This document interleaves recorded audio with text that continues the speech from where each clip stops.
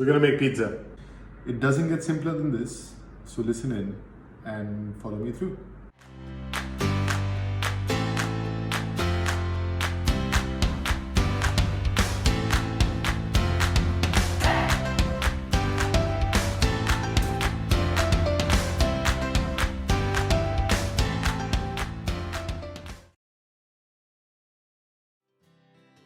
So you got 600 grams of flour over here, and I'm just going to mix some oil into it. Olive oil, obviously. That's about 20 grams of oil. And I got about 16 grams of sugar over here. Right? I'm just going to use my hands, the easiest thing to do over here, right? Just use your hands and just see what I'm doing over here. If you open your fingers up like that, it actually works like a whisk, funny enough.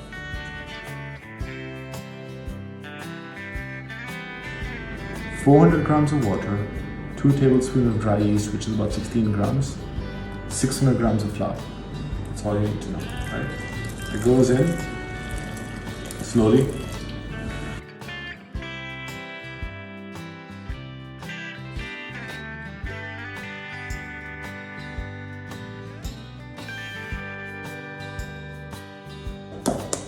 Right, that's what it looks like. It's sticky, I didn't need it, you can take it out of the bowl. It's going to ferment overnight. The yeast is going to eat up all the sugars, break down the starch, and make this a little gooey little mush of goodness that we can bake tomorrow. All I need to do is put a wet towel on top of this. Give me a second. There we have it, a wet towel right on top of the bowl. That goes into the fridge overnight. It's about 8 o'clock over here in the evening. Tomorrow morning at 8 o'clock, the dough's going to be ready. Portion out and make some pizza base.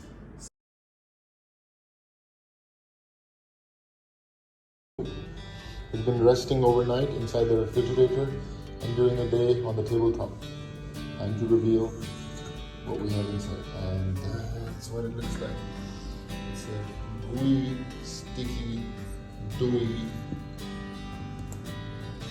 pizza.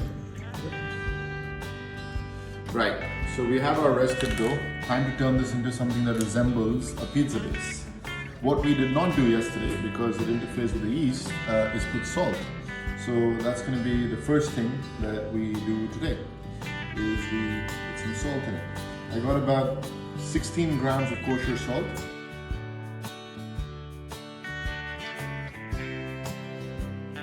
Now this is the mistake I made, which I would recommend that you do not, is I did not oil it.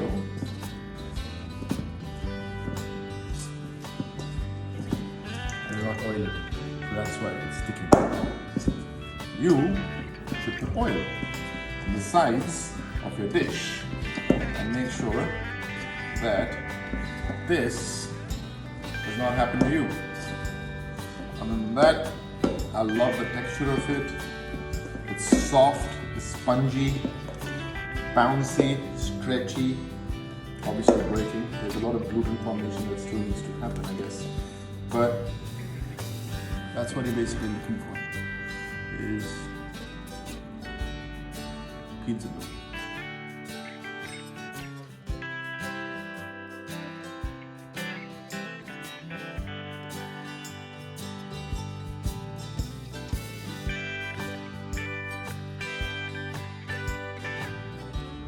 Continue to just, easiest way is fold one, fold two, fold one, fold two, and then roll, roll, roll, roll, roll, roll, roll.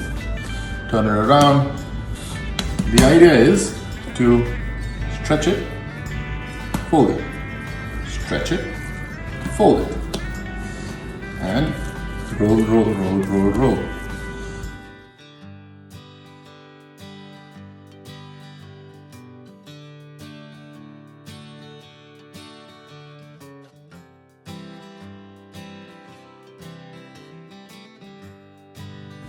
Whenever you're making bread, any kind of bread, you gotta be sure what you're going for. You want stretchiness, softness, you want your bread to be hard and crispy, fluffy, and accordingly is what you will have to do in the kneading process. So now I got it to a point where I actually like the texture.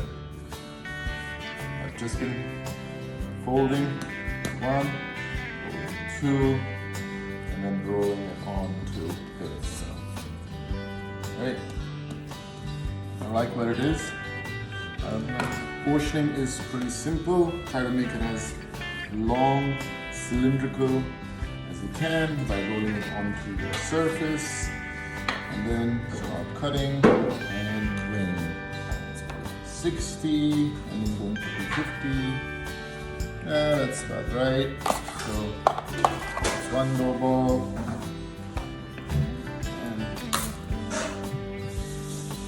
And maybe a little bit more. That's 2 pizza bases done. Half that. And pretty good. Got 4 pizza bases.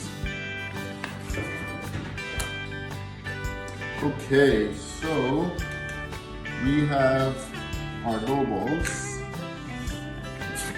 They're not balls, they're just portions, pieces of dough. I'm going to put some dry flour on it. And I'm just going to roll this dough onto itself till I get the shape. You know, if there are any pockets or bubbles that come up, just burst them. You don't want them right now. So, and you keep going, creating tension on top of the surface. So I'm stretching and I'm going in. So stretching and going in, stretching and going in, till I get to this point where I've got a pretty even surface, and that's what I'm going for. You take a baking tray, any surface, plate, put some oil on it, and drop it there.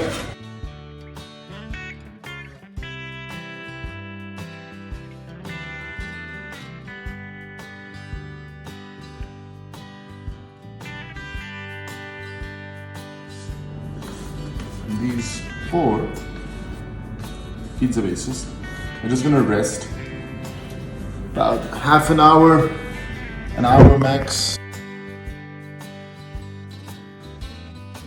Hello. We're gonna do the pizza sauce. Some of the things over here are gonna be completely optional versus others that are compulsory. For pizza sauce, we need to have our olive oil. So I use as much or as little. It'll be easier if I actually pan the camera and make sure that you're looking at the sauce and not me. Olive oil adds a lot of taste to your sauce, so I would suggest you use as little or as much as you like. Let that heat up a little bit. Now, I'm just going to take, these are 2 onions cut small. That's all we need. And the spatula. Make sure you get all these onions and coat them in olive oil. Keep turning around. Now we're not going to try and burn these or give these onions any color. We actually like them to keep their texture a little bit. So we would lightly saute them. Garlic is the most favorite part of any dish for me, is the garlic.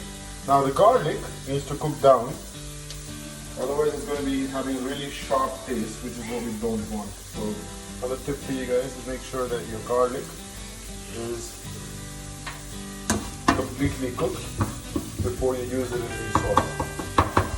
I've used about 6 or 7 cloves of garlic, cut them small. We're making sauce for 4 pizzas, so you can change the quantities the way you want to.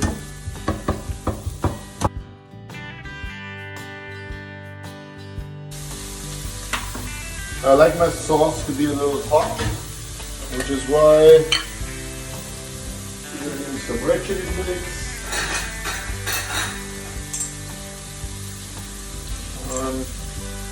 Again, depends on how hot you want your sauce, but I've used about 2 teaspoons there. some red chili flakes.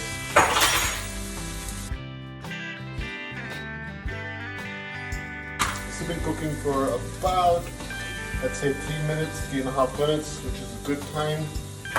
Add our tomatoes and make sure, I brought canned tomatoes. You could use tomatoes that you have in the house if you don't have cans. This is just a little bit easier, makes my life easy. Otherwise fresh tomatoes work just as well. We're going to put in 2 cans of tomatoes. Make sure we make enough sauce over here. By the way, if you make extra sauce, that's not a problem.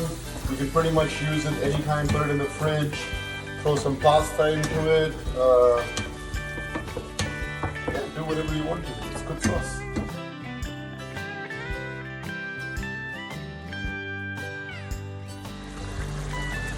Right, this has been cooking for, I'd say 2 minutes or so. We've added the salt and going in with the black pepper. Again, seasoning your sauce is very important. I got these mixed Italian herbs.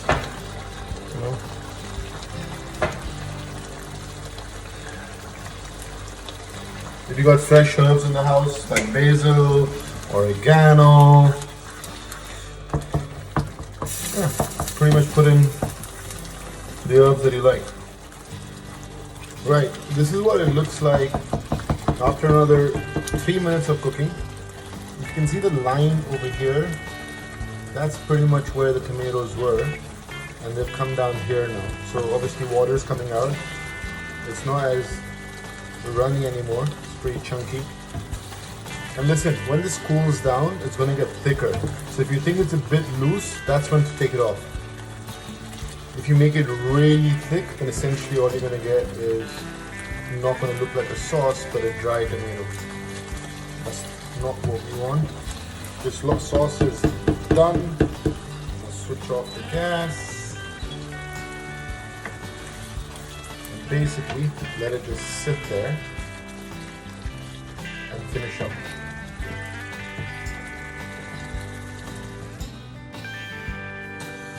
Okay, our dough balls have been proofing for about, I would say, an hour 15 minutes. If you remember what they look like, voila! That's what they look like now. You know, they are soft and proof, so this is our poke test. If I poke it, it doesn't bounce all the way back. You can see the poke still, right? So slowly it's coming back. That means that they're done. If that bounces all the way back, then it's not proofed yet. And if that doesn't bounce back at all, it's overproofed. You need to have it right in the middle where you poke it. See, still a little sticky. That's bouncing back a little bit. That's exactly what you're looking for. Now, ready for its second proof. Get yourself a pan, whatever you want to use, an oven, tray. I like to use a cast iron skillet. Gives me the best results. You can also grab yourself, if you don't have one, maybe one of these pizza trays. You can make it on that. You can just make it on this basic tray. You can make it in a glass. You're not going to get the crust in the glass, obviously. And I've just oiled the bottom of the skillet. This is what's going to give me the crust, right? So now I'm going to pick up one of these soft, fluffy, bubbly pieces of air. I wish I could tell you what this looks like. Feels like that. Okay. Now, let's just take this away. I'm going to try to bring you guys close in a little bit so that you can see what I'm doing with my hands.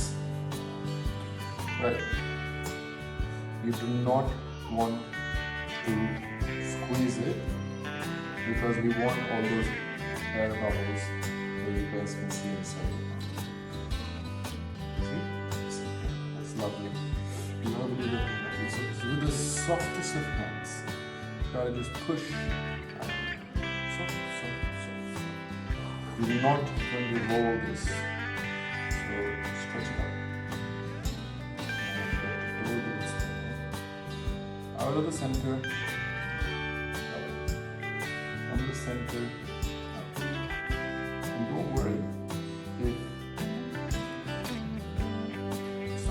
back of it.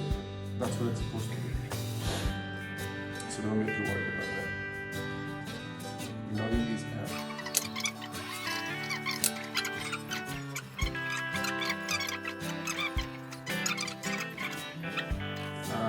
That is going to proof again for I would say another 20 minutes inside that pan. Let it settle into the shape of the pan and then we'll be ready to bake. In the meantime, preheat it up. Right, with the toppings, we obviously have the sauce that we made. I'm going to use basically 4 types of cheese. I got a hard mozzarella, basically less water, less hydration in this one.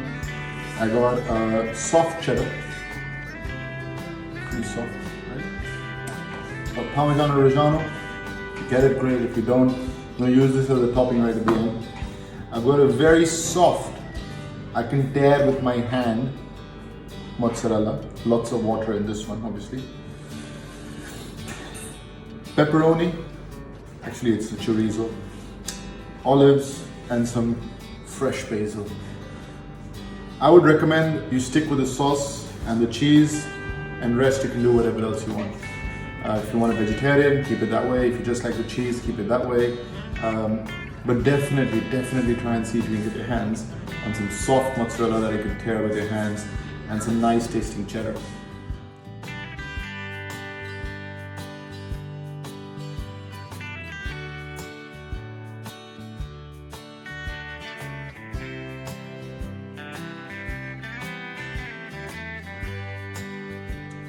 It's time to take the pizza out of the oven, so let's go for it.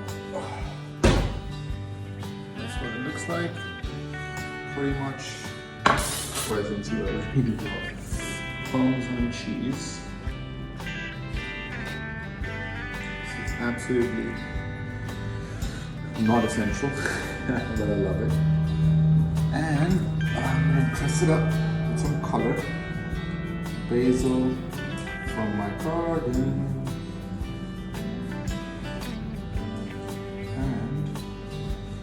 Homemade pizza is ready.